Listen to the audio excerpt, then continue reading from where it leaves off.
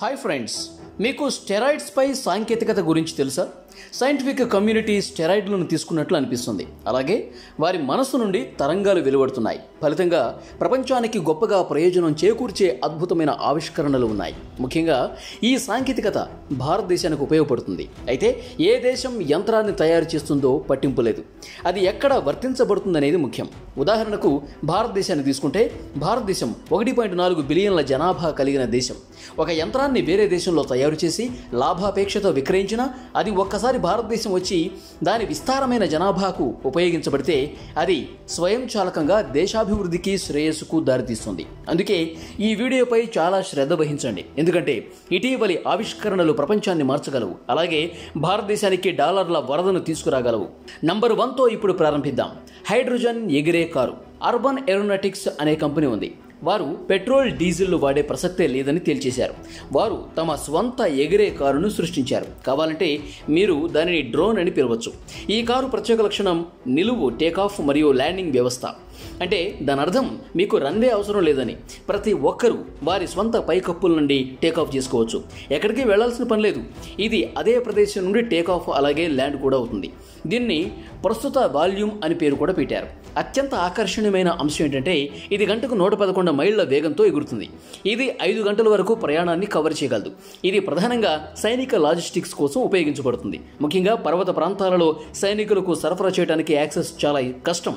ఈ నిలువు టేకాఫ్ మరియు ల్యాండింగ్ డ్రోన్ అటువంటి దృశ్యాలలో ఉపయోగించవచ్చు. అదనంగా ఇది అర్బన్ సెట్టింగ్స్ లో ప్రభావవంతంగా ఉపయోగించబడుతుంది. దీనిని పైలట్ లేకుండా ఎగురవేయచ్చు లేదా పైలట్ లోపల కూర్చోవచ్చు మరియు గాయపడిన సైనికులను కూడా రవాణా చేయొచ్చు. ఇది భారతదేశంలో లెక్కలేనన్ని సంభావ్య అనువర్తనాలతో హైడ్రోజన్ ఇంధనంతో నడుస్తున్న అద్భుతమైన సాంకేతికత. ఉదాహరణకు శోధన మరియు రెస్క్యూ మిషన్స్ లో భూకంపాలు లేదా పెద్ద పెద్ద విపత్తుల సమయంలో ప్రజలను ఖాళీ చేయాల్సిన అవసరం వచ్చినప్పుడు మరియు రోడ్లు బ్లాక్ చేయబడినప్పుడు ఇది చాలా ప్రభావవంతంగా ఉంటుంది. ఇది ఖచ్చితమైన ల్యాండింగ్స్ చేయగలదు. అతిపెద్ద ప్రయోజనం ఎయిర్ అంబులెన్స్గా ఉపయోగించడం, క్లిష్టమైన రోగులను త్వరగా ఆసుపత్రులకు రవాణా చేయడం, అనేక జీవితాలను మార్చగల మానవ శరీరానికి మెరుగుదల గురించి మాట్లాడుకుందాం.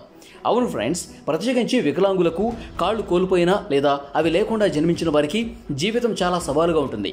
కాళ్ళు లేకుండా జన్మించిన వ్యక్తికి జీవితం కఠినమైన దెబ్బ తగిలినట్టే. వారు గణనీయమైన శారీరక పరిమితితో జీవించాల్సిన పరిస్థితి.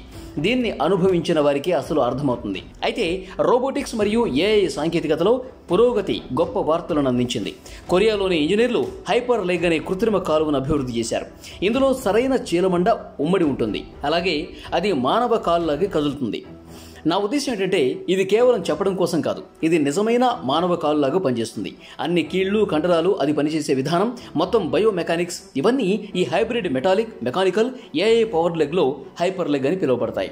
ఇది చాలా సరసమైనదిగా రూపొందించబడింది. అలాగే భవిష్యత్తులో ప్రోస్థెటిక్స్ మరియు రోబోటిక్స్ రంగంలో విప్లవాత్మక మార్పులు చేయగలదు. అటువంటి సంఘటనలను అనుభవించిన వ్యక్తులకు జీవితాన్ని కొత్త లీజును అందిస్తుంది. ఇప్పుడు మిమ్మల్ని జపాన్లోని ఎన్ఆర్ కంపెనీ డ్యూగన్ సిటీకి తీసుకెళ్దాం. డ్యూగన్ సిటీ అనేది ఫ్లోటింగ్ సిటీ డిజైన్. ఇది 2030 నాటికి పూర్తవుతుందని భావిస్తున్నారు. ఇది కేవలం కల కాదు, ఇది 2030 నాటికి సిద్ధంగా ఉండబోతున్న వాస్తవం.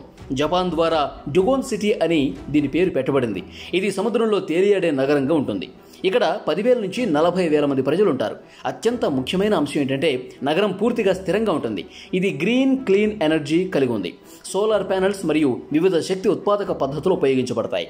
నగరం యొక్క అవసరమైన సౌకర్యాలు, డేటా సెంటర్లు వంటివి పైన నిర్మించబడతాయి. ఇది కేబుల్స్ ద్వారా నీటిలో మునిగిపోతున్నప్పుడు తేలుతుంది. జపాన్ ప్రభుత్వం టాస్కులను సులభతరం చేయడానికి సమర్థవంతమైన ఏఐ సాంకేతికతను ఉపయోగించి అత్యుత్తమ వైద్య సదుపాయాలు, విద్య మరియు పురపాలక సంస్థలను అందించాలని లక్ష్యంగా పెట్టుకుంది. ఈ తేలియాడే నగరంలో స్పేస్ పోర్ట్ కూడా నిర్మించాలని యోచిస్తున్నారు. ఈ నగరం లోపల హైటెక్ హెల్త్ మానిటరింగ్ సిస్టమ్స్ ఉంటాయి. అంటే మీరు ఇంట్లో ఉన్నప్పుడు డిజిటల్ పద్ధతులను ఉపయోగించి మీ శరీరం యొక్క స్థితి ప్రతిరోజు తనిఖీ చేయబడుతుంది. ఆరోగ్య పరీక్షలు పూర్తిగా ఉచితం మరియు హైటెక్ స్థాయిలో. ప్రతి డ్యూగన్ సిటీ నివాసి కూడా వాళ్ళ యొక్క శ్రేయస్సును ఇది నిర్ధారిస్తుందన్నమాట. ఇది కాలుష్యం, శబ్దం మరియు గందరగోళానికి దూరంగా ఉన్న కొత్త భావన కూడా కలిగిస్తుంది. సముద్రం నుంచి ఫిల్టర్ చేయబడిన స్వచ్ఛమైన సముద్రమైన గాలి గణనీయమైన ప్రయోజనం కలిగి ఉంటుంది. అదనంగా డ్యూగన్ సిటీ సునామీ నిరోధకతను కలిగి ఉంటుంది. తెలివిగల జపనీస్ ఇంజనీర్లు అభివృద్ధి చేసిన అధునాతన వ్యవస్థలు మరియు సాంకేతికతలకు ధన్యవాదాలు చెప్పాల్సిందే. ముందుకు సాగటం అతిపెద్ద ఆవిష్కరణలో ఒకటి లేదా సృష్టించబడిన గొప్ప యంత్రం గురించి మనం ఇప్పుడు చర్చించబోతున్నాం. నేటి ప్రపంచంలో మానవులు ప్రధానంగా ప్లానింగ్ మరియు ప్లాంటింగ్ పై దృష్టి పెడతారు. అయితే యంత్రాలు చాలా పనులు చేస్తాయి. ఈ యంత్రాలను ఆపరేట్ చేయడానికి 2 మార్గాలు ఉన్నాయి.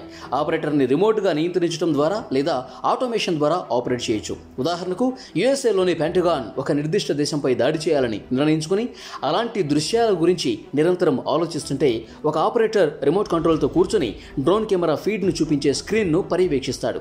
ఈ విధంగా డ్రోన్ ముందుకు కదులుతుంది మరియు డ్రోన్ కెమెరా ఏం ప్రదర్శిస్తుందో ఆపరేటర్ చూస్తాడు. ఆపరేటర్ కెమెరా చూపే వాటిని మించి చూడలేరు. ఆ దృక్కోణానికి మించి పరస్పర చర్య చేయడం కష్టతరం చేస్తుంది.